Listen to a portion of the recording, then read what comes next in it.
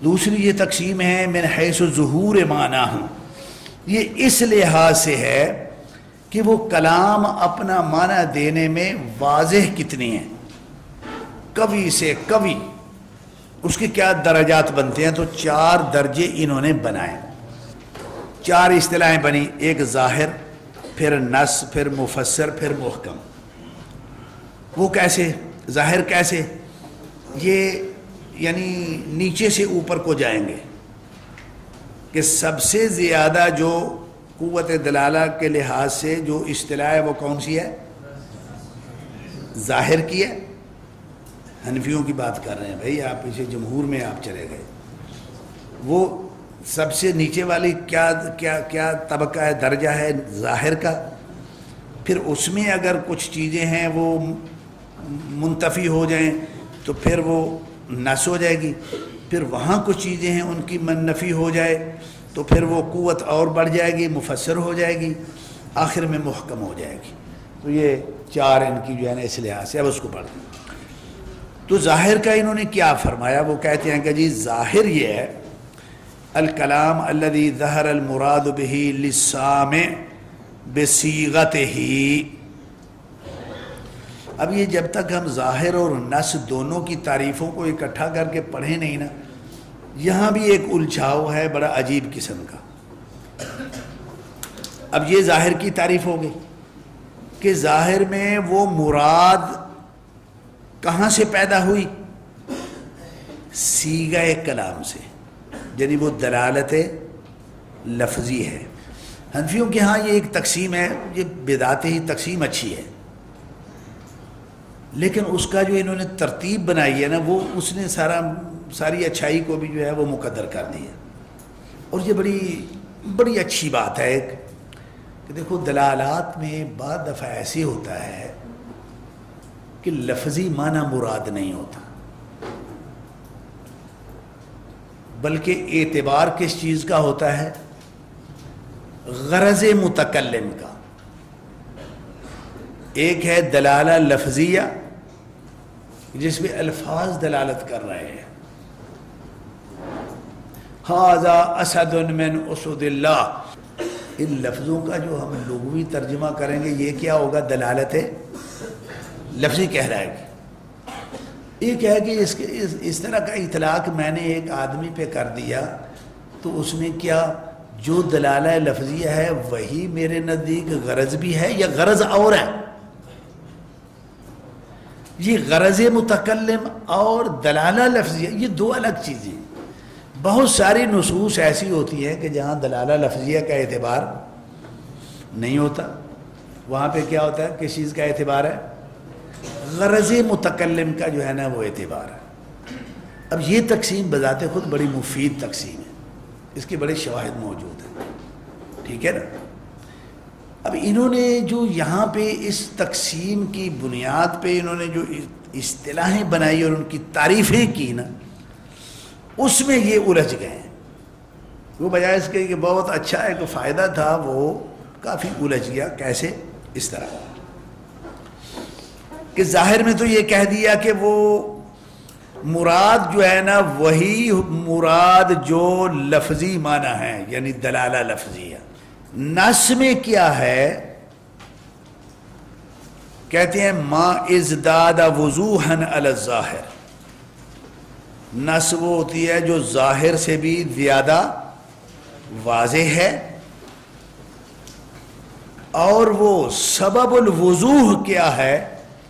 سبب الوضوح یہ ہے لکونہ مقصودا اصلیا بسوق الکلام، کہ وہ اصل غرض متکلم ہے، یعنی اس میں یہ دیکھا جائے گا کہ آیا متکلم نے کہ ہاں وہ مقصود بھی سوق کیا چیز ہے، دلالہ لفظیہ یا کوئی اور چیز۔ تو یہاں پہ یہ اصلی ان کی جو لفظ کی زیادت ہے نا، یہ ان کے ہاں بہت کم تعریفوں میں یہ لفظ موجود ہے۔ بہرحال اس اصطلاح کو کچھ سلجھانے کے لیے میں نے اسی کو یہاں پہ تعریف میں رکھ دیا۔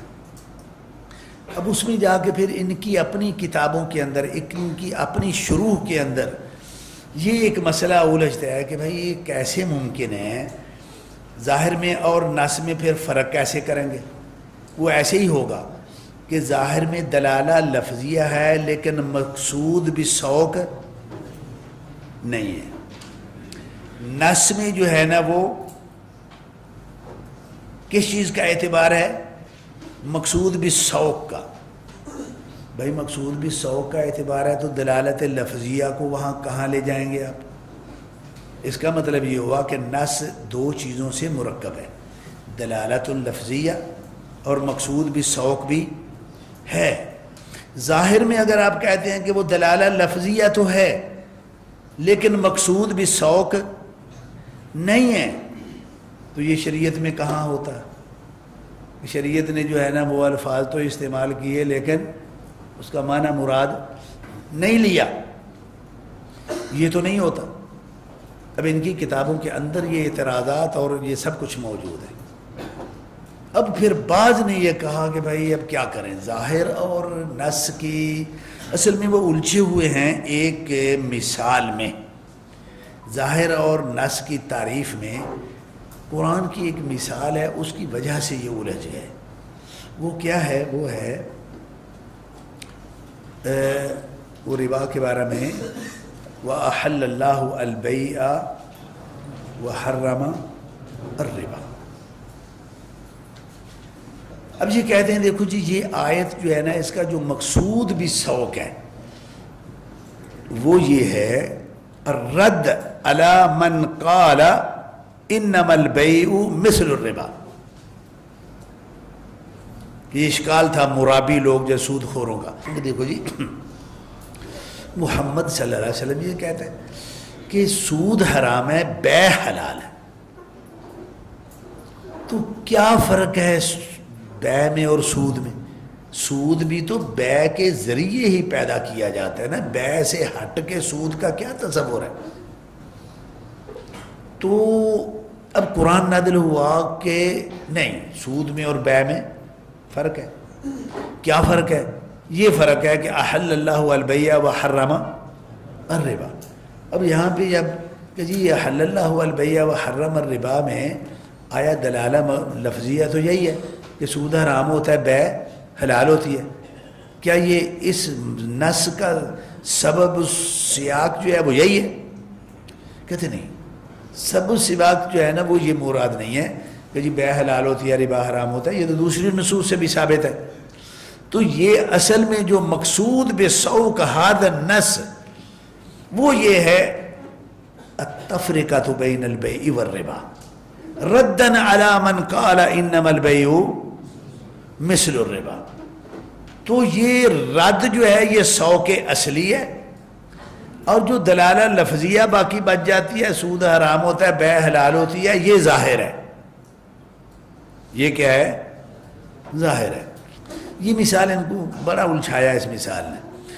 اب اس میں یہ کرتے ہیں کہ اب کہتے ہیں جی تعریف ظاہر کی کرتے ہیں تو اس میں پھر مقصود بھی سوق وہ نہیں ہوتی، دلالہ لفظیہ غیر مقصود بھی سوق ہے۔ نص میں کیا ہے؟ دلالہ لفظیہ ہے، مقصود بھی سوق ہے۔ اب ظاہر کو کہیں غیر مقصود بھی سوق ہے تو یہ بات کوئی شریعت کے حق میں کسی صورت مناسب نہیں ہے، خود ان کی رد موجود ہے۔ پھر یہ اس طرف انہوں نے پلٹا کھایا کہ دیکھو جی ایک ہوتا ہے مقصود بھی سوق وہ بھی ہے لیکن تابع کے طور پہ، مقصود بھی سوق جو ظاہر ہے وہ بھی ہے لیکن طبعاً لا اصالتاً، نص جو ہے وہ مقصود بھی سوق ہے اصالتاً۔ تو اس طرح یہ تفریق انہوں نے جو ہے نا وہ کی۔ بہرحال اب اس کو جتنا بھی کھینچتے جائیں یہ تعریف یہ تقسیم ہے تو الجھی ہوئی نا۔ اب آگے جا کے جب عبارت النص کی بات آئے گی تو وہاں پھر یہ مصیبت بنے گی کہ عبارت النص کیا ہے، وہ بعین ہی نص ہی ہے یا مرکب من الظاہر والنص جو ہے وہ عبارت النص ہوتی ہے۔ یعنی تین اصطلاحیں ایسی ہیں کہ جن کے اندر تداخل اتنا ہے کہ اس تداخل کو آپ کھینچ کھانچ کے الگ الگ ان کو کریں تو الگ الگ ہوتی نہیں ہے، وہ اس میں تھوڑا تھوڑا گھسا ہوا ہے، وہ اس میں جو ہے نا وہ تھوڑی تھوڑی شامل ہے. تو یہ اب طالب علم کیا کریں، ہم کیا کریں؟ بھائی سیدھی سی بات ہے، وہ علماء ہیں، ہماری دعائیں ہیں، اللہ تعالیٰ ان کی محنتوں کو قبول فرمائے، اللہ تعالیٰ ان کو اجر عظیم عطا فرمائے، اللہم اغفر لہم ورحمہم. ہم بحیثیت طالب علم یہ دعائیں تو کرتے ہیں، لیکن ہم طالب علم اگر وہ ہم کوئی الجھاؤ پیدا کر کے چلے گئے تو ہمارے لیے مشکل تو بن گئی نا. اب انہیں اصطلاحوں کو جو حنفی اصطلاحیں ہیں آپ ان کو بنیاد بنا کے چلیے کتنا چل سکتے ہیں، آپ چل ہی نہیں سکتے. تو یہ دو اصطلاحیں ایسی ہیں. اب تیسری اصطلاح جو ہے جا کے وہ کچھ جو ہے نا وہ ہاں اس کا حکم کیا بیان کرتے ہیں، کہتے ہیں جی جو اس کا ظاہر کا جو حکم ہے اس میں 3 چیزوں کا احتمال ہوتا ہے، تعویل کا، تخصیص کا اور نسخ کا. نص میں جو ہے نا اس میں بھی تعویل، تخصیص اور نسخ کا احتمال ہوتا ہے. فرق دونوں میں یہ ہے کہ وہ مقصود بھی سوق ہے، یہ مقصود بھی سوق نہیں ہے. مزید سلجھانا ہے تو کہو وہ مقصود بھی سوق طبعاً ہوتی ہے، یہ مقصود بھی سوق اصالتاً ہوتی ہے. چلو ایسے کر لیتے ہیں بھائی. اب مفسر کیا ہوا؟ مفسر اس کو کہیں گے کہ وہی جو نص ہے اس میں اگر تعویل اور تخصیص کا احتمال باقی نہ رہے تو وہ نص ہی مفسر ہو جائے گی. ٹھیک ہے، باقی ایک احتمال رہ گیا نسخ کا، اور اگر نسخ کا احتمال ختم ہو گیا تو وہی جو مفسر ہے وہ کیا ہو جائے گا؟ محکم ہو جائے گا. اب نص میں، مفسر میں، محکم میں جو اصل مادہ ہے وہ ایک ہی ہے تینوں کا، دلالہ لفظیہ مقصودہ بالسوق. ہاں تعویل تخصیص کا احتمال ختم ہو گیا تو مفسر ہو جائے گا، نسخ کا بھی احتمال ختم ہو گیا تو وہی نص محکم ہو جائے گی. یہ 4 تقسیمیں ان کی یہ اس طرح مکمل ہوئیں. مزید جو کچھ ہے وہ پڑھتے جانا، خود بھی پڑھ لینا کچھ ذرا. ٹائم بھی بھائیوں نے کم کر دیا، اب کتاب کو بھی مکمل کرنا ہے، چلو کوشش کرتے ہیں. یہ تو ظہور معنی کے اعتبار سے یہ تقسیم